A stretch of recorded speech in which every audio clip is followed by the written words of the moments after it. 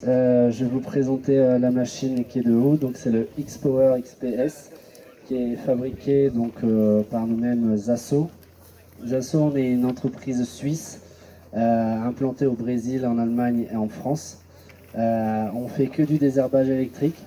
Donc l'idée du désherbage électrique vient à l'origine du Brésil où on avait des problématiques de résistance aux herbicides en foresterie. Donc on a développé cette solution. Ensuite on l'a développé pour le café, pour les agrumes et pour l'interrant de soja en Amérique du Sud. Donc on a des machines de 10 à 12 mètres maintenant et on a importé l'idée en Europe pour les aspects réglementaires, donc interdiction de produits phytosanitaires. On développe nos machines en Allemagne avec sa chapelle. On est présent sur le marché agricole, donc avec une machine de 3 mètres pour faire de la destruction de couverts, destruction de faux semis, défanage de pommes de terre. Sur le marché donc Viti et Arbo. Sur le marché urbain aussi en désherbage semi-industriel et désherbage en métropole, de cimetières, etc., trottoirs. Pour la machine donc Viti qui est devant vous, donc XPS, XP et S pour spécifique. Donc on a une machine qui est branchée sur la prise de force du tracteur, qui alimente une génératrice à 220-230 volts, donc une génératrice classique. On envoie ce courant électrique basse tension vers des transformateurs haute tension qui vont élever l'électricité à 6000-7000 volts et 0,5 ampères. Cette énergie électrique, ensuite, on l'amène ici, ces câbles haute tension, où on va envoyer du coup 3000 watts. Si vous faites le calcul, 6000 volts, 0,5 ampères, ça nous fait 3000 watts sur les électrodes que l'on a ici. On a des électrodes fixes et des électrodes sur un pulper pour venir désherber sous le rang et entre les ceps. Donc cette machine, elle est distribuée par Chambon ici, Chambon Terravie, parce qu'on a un accord de distribution avec CNH à travers le monde entier, donc qui distribue nos machines.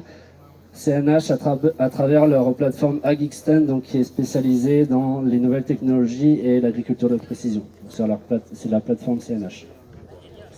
Pour revenir sur la machine, on va l'utiliser entre 1 et 5 km/h. Donc on a une vitesse minimum de 1 km/h pour ne pas enclencher la machine en statique. Donc il y a des sécurités sur la machine et pareil, on a des sécurités en termes de hauteur. Entre 1 et 5 km/h suivant l'état de salissement du rang.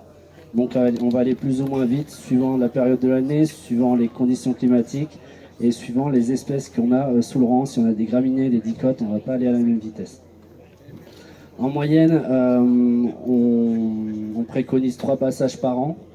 Après, ça dépend des problématiques locales. Cette année, on a fait toute une batterie de tests avec l'IFV de Bordeaux et l'IFV de Gaillac. Où on a testé différentes modalités, différents programmes de désherbage. On a aussi testé à l'IFV de Gaillac l'effet sur les pampres, qui était une question qui revenait assez souvent.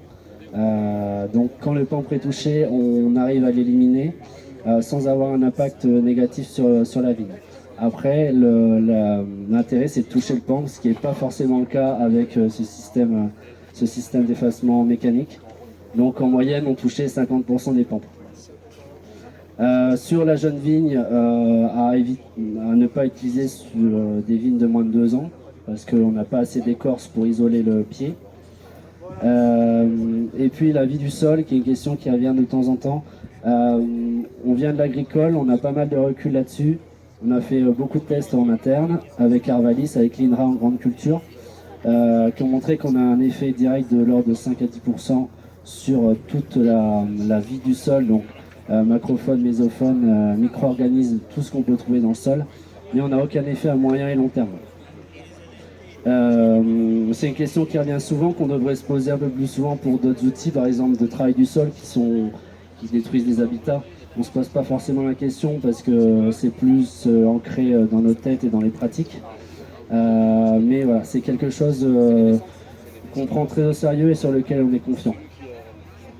En termes de tracteur, puissance tracteur, on a besoin d'environ 80 chevaux La génératrice demande entre 40 et 45 chevaux en 540 tours minutes.